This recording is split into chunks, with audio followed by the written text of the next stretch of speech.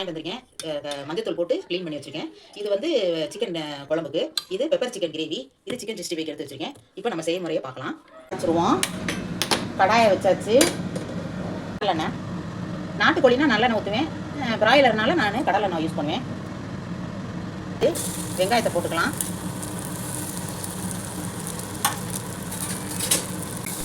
நல்லா கொஞ்சம் பொன்னிறமாக வர வரைக்கும், ரொம்பவும் பொன்னிறமாக வந்துடக்கூடாது. ஓரளவு நம்ம வதங்குற வரைக்கும் அப்படியே வதக்கி விட்டுக்கிட்டு இருக்கணும். 2 ஸ்பூன் இஞ்சி பூண்டு போட்டுட்டு நம்ம நல்லா வதக்கிறணும். வதக்கும் போதே அந்த ஸ்மெல்லு நம்மளுக்கு வாசனை நல்லா அப்படியே ஒரு மாதிரி கொடுக்கும், நல்லாயிருக்கும் டேஸ்ட்டாக. இப்படி வாய்ப்பழம் ஒரு 3 தக்காளி பழம் போட்டுட்டு நல்லா வதக்கிடணும்.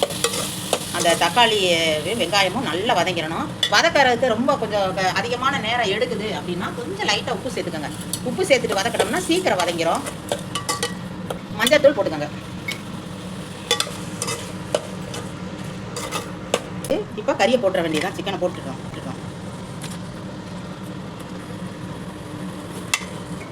சிக்கன் போட்டுட்டு நல்லா வதக்கணும். சிக்கன் வதங்கணும். மல்லித்தூள், மிளகாத்தூள் அரைச்சது 2 ஸ்பூன் போட்டுக்கணும். அப்புறம் தனி மிளகாத்தூள் நான் அரைச்சி வச்சுருக்கேன். அதில் 1 ஸ்பூன். எங்கள் வீட்டில் கொஞ்சம் லைட்டாக உரப்பாக கேட்பாங்க, அவ்வளோதான். நீங்கள் போட்டுக்கோங்க.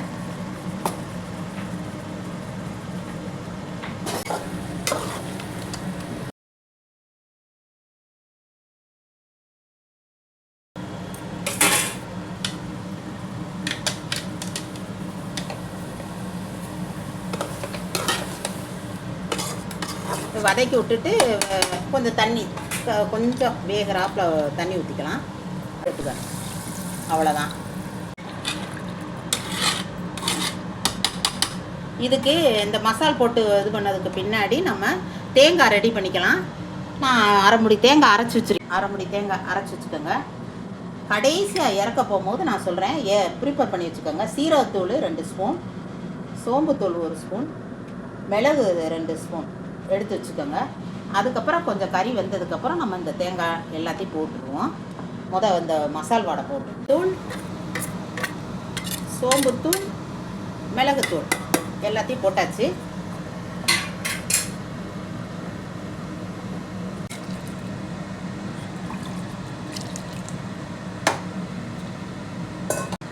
இப்போ கறி மசால் தூள் போட போகிறோம். நான் ஏற்கனவே அரைச்சி வச்சுருக்கேன். கறி மசாலா தூள் வந்து 2 ஸ்பூன் போடுறேன். நான் அரைச்சி வச்சுருக்கேன். அதை நான் உங்களுக்கு தேவைணுமோ நான் உங்களுக்கு அதை அடுத்த வீடியோவில் போடுறேன். ஃபைனலாக நம்ம எல்லாம் மசால் வாடையெல்லாம் போயாச்சு. இப்போ கருவேப்பிலை கொத்தமல்லி போட்டுடலாம். போட்டுட்டு 2 நிமிஷம் அந்த எண்ணெய் பிரிஞ்சிடும். அவ்வளோதான், இறக்கிடலாம். கம்மன்னு மனம் வீட்டே உங்களுக்கு குழம்பு வாசனை அப்படியே சாப்பிடுறது போல இருக்கு. எனக்கு அந்த மாதிரி வாசனையாக இருக்கும், டேஸ்ட் இருக்கும். செஞ்சு பாருங்கள்.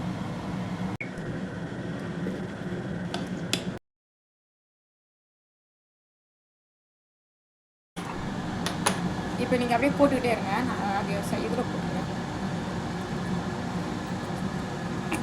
கடாயை வச்சுட்டு கடலெண்ணெய், பெப்பருக்கு கிரேவி செய்ய போகிறோம்.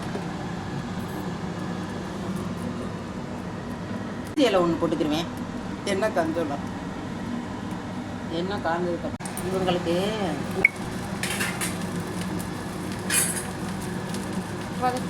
வதக்கிக்கலாம்.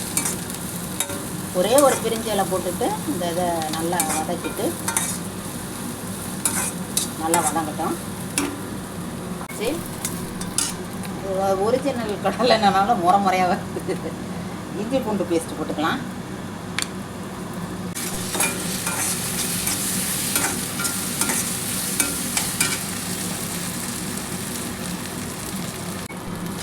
அப்புறம் தக்காளி பழம் 2 தக்காளி பழம்.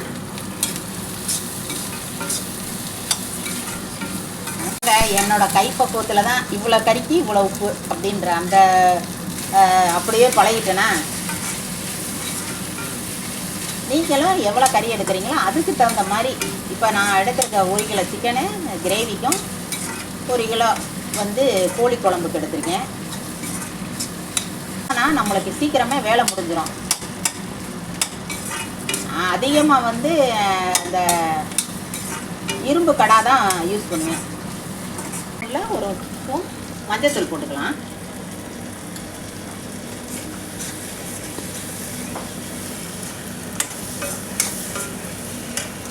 இப்போ சிக்கனை வந்து போட்டுடலாம். விங்ஸும் லெக் பீஸு இது பண்ணி போட்டிருக்கேன். தண்ணியே ஊற்றக்கூடாதுங்க. இந்த இது ட்ரை ஆகி வர்றதுக்கு தண்ணி வேக வைக்க தண்ணியோ எதுவும் ஊற்றக்கூடாது. இதுக்கு அளவாக கரெக்டாக அந்த கறிக்கு தகுந்த மாதிரி உப்பு போட்டுக்கிறோம்.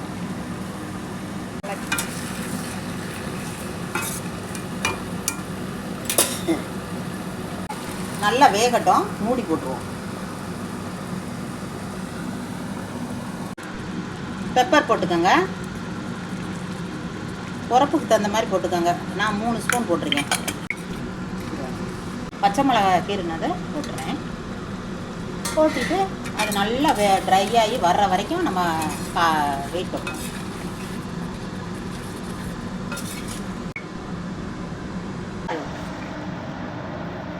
அப்படியே ஒரு பரட்டிட்டு அவ்வளோதான்.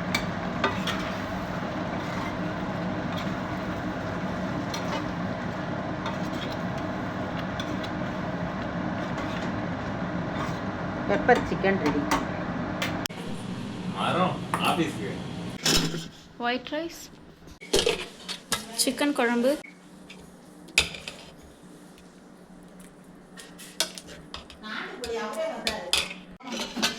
மிளகு சிக்கன்,